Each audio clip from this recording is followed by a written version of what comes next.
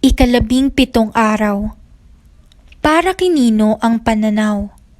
Sagot, hango sa aral ng Batanggenyo. Ang pananaw ay para sa bayan.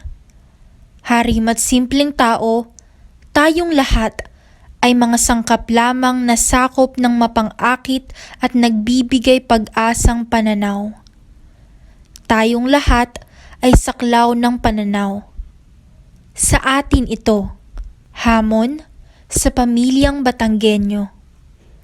Sama-samang dumalo ng misa upang makatagpo si Jesus sa banal na Eucharistia. Salita ng Diyos ayon sa unang sulat kay Juan, 3 kabanata sa 2 talata.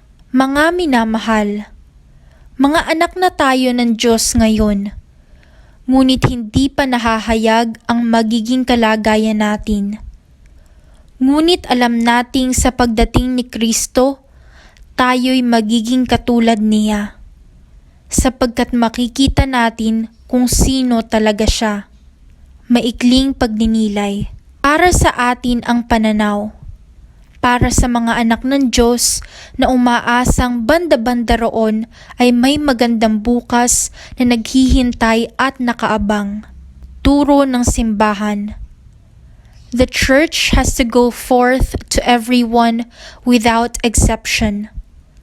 But to whom should the church go first? Panalangin. Panginoon, pukawin mo ang aming mga puso upang angkinin ang pananaw ng aming lokal na simbahan. Amen.